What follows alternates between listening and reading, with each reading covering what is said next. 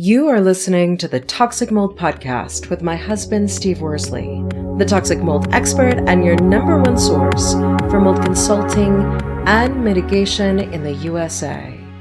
Here is episode 156. Is that toxic mold or just discoloration? Before we get started on this episode, a short or not so short disclaimer. While all attempts have been made to verify the content provided in this podcast, neither the podcaster or the producers assume any responsibility for errors, omissions, or alternative interpretations of the issues discussed herein. All information stated in this podcast is the opinion of Steve Worsley. Steve Worsley is a mold specialist with over 20 years of experience in the construction and mold industry.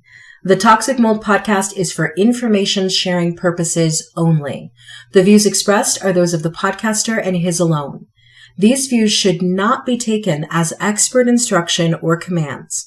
While there may be references to medical conditions and symptoms, all solo podcast episodes are the opinion of Steve Worsley, and any medical questions or concerns shall be addressed with the appropriate licensed medical professional or professionals. As the podcaster refers to different mold types, please be aware that Steve Worsley is not a microbiologist, and questions concerning mold specifics should be answered by the appropriate professional. The listener is 100% responsible for his or her own actions. You can check out Steve's books on Amazon about mold and dealing with mold in your home at amazon.com/author/Steve Worsley. And if you're interested in scheduling a mold consultation, over the phone consultation with Steve, you can be sure to find out more about those and his availability at cnccontractorservices.com. Now, let's get to the episode. Hello, everybody. Welcome to a brand new episode of the Toxic Mold Podcast. We are now in May, Steve. Yes. Yep. It's, kind of spring here, I guess. We don't have a spring, but yeah. What do they say? It. Rain showers bring May flowers. Yeah, no. We don't really get that. We get winter, summer, tiny bit of fall, winter. Yeah. Our listeners probably hear us talk about it. For those that haven't, we have a growing season where we live here in Wyoming that's 6 weeks, and it starts right around the 4th of July and goes into August, meaning that up to that point at nighttime, it still freezes at night. And then after the middle of August, it starts freezing again at nighttime. So, yeah, it's a very, very limited growing season. So we keep flowers on our kitchen table. Exactly. That's about it. So it is May, even in some areas where maybe if you're in Arizona, it's 115 degrees. Yeah. So we shouldn't complain all that much. Yeah, they probably want to trade. But exactly. They wouldn't want to trade when it's negative 30 here. And 7 months of winter, no, they would not. So we are talking about discoloration versus black mold. So the first thing is lots of people see discoloration on wood. They see it on their ceilings. Yeah, it looks like a splotch of something. Can discoloration be mistaken for mold? Yeah, a lot of times it just could be, stuff like on our walls, could be anything. Could be the building materials, as a contractor building homes, there's a big difference between putting building materials like studs or subflooring in that has mold on it versus just discoloration. Could have been we ran over it with the forklift or anything, could have scuffed it with your boots. But on the other hand, it could be mold too. So that's why it's very important. Like, how do you know? Is it discoloration or is it mold? Well, how do you know? Well, there's many, many ways, but the best way to answer that is you have to test for it. Now, our listeners know this. Even as a mold specialist, certified mold inspector, if I see mold, I know it's mold. I have to call it suspected mold until I send it I take a sample and send it off to a lab. We all know it's mold, but, I'm not a microbiologist, so I can't claim it is. So what you're saying is if somebody sees a blotchy sort of grayish black thing and they think it's mold on the walls, the best thing they can do is call a mold specialist in and have it tested. Yes. Have the air tested. Well, we typically wouldn't run an air test on something. If you thought there was mold right there on the wall, I would run a sample from that, and I would either do a tape lift or there's 4 types of testing we can do. Air testing, which we wouldn't do, swab samples, tape lifts, or a bulk sample.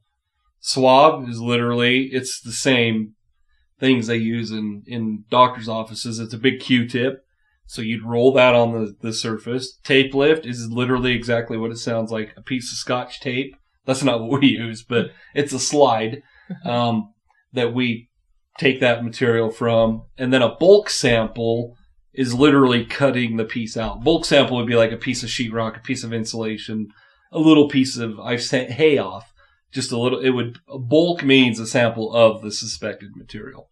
So at the end of the day, if you can see something you think is mold, air testing's out because you can see something. Well, there's just no reason to test for it. Okay. The air test isn't conclusive to that spot. Gotcha. So then you choose one of the other testing methods because it's conclusive to that spot. Yeah, I know my analogies are probably terrible, but it's like thinking, if you think you have some sort of discoloration, you think it's skin cancer, you have to take a biopsy from that. You don't just take it from somewhere else. Okay, that makes total sense. Okay. You can do an air test, but it wouldn't tell us whether or not that substance is mold or not.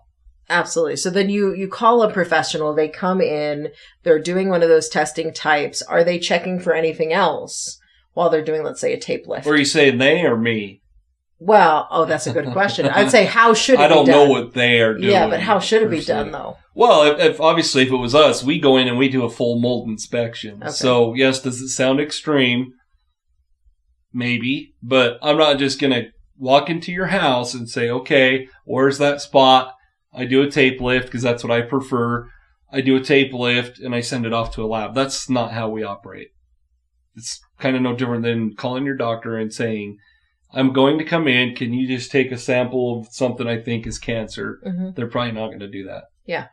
That's just not how I work. Mm-hmm. We have to do a full inspection. Okay. And if it was me to go in there, I would, let's just say it's on the wall, I would look at it and say, okay, I've taken the humidity in here.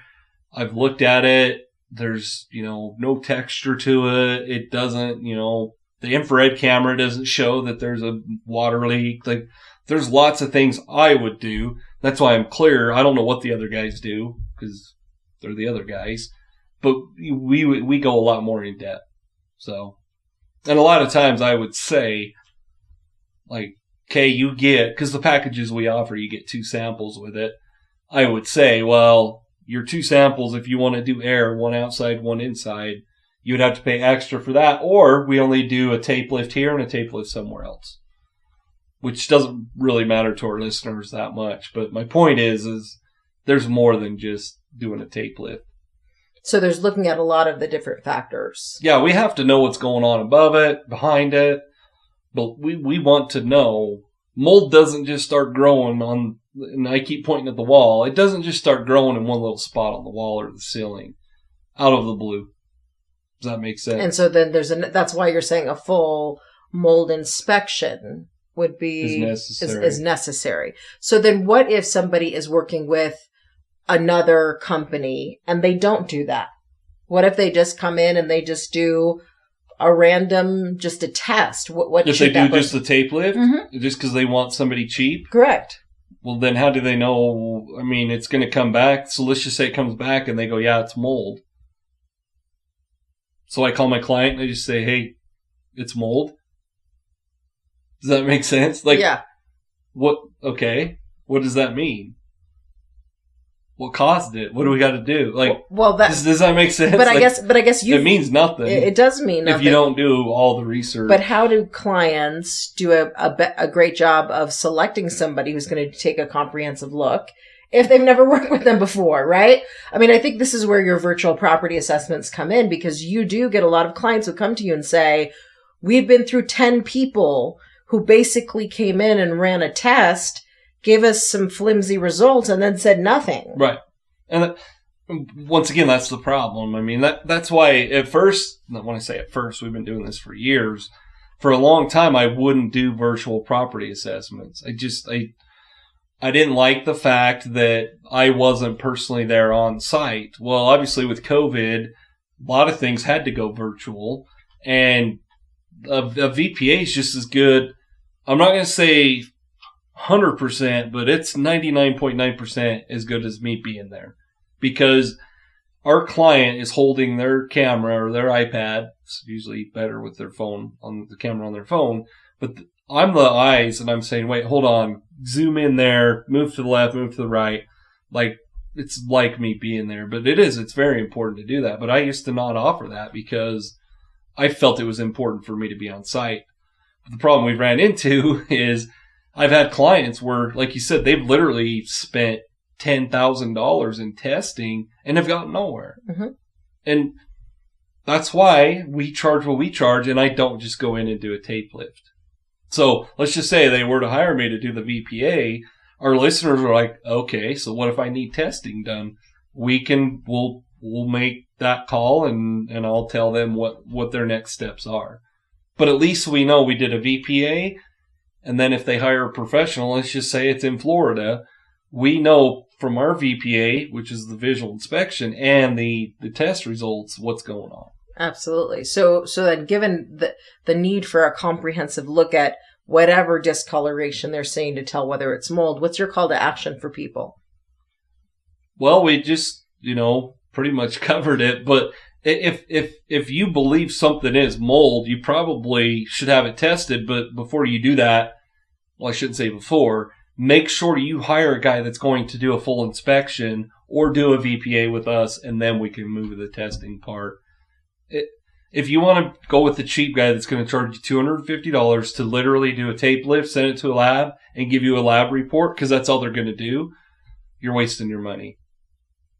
I know it sounds crazy, but what good does it do them to say, hey, yeah, that's mold. It's, a raw count of 3 times whatever. Does that make sense? Like, it's numbers that make no sense to them. And even if it made sense to them, those numbers, and that means nothing if we don't know everything else. That's really, really true.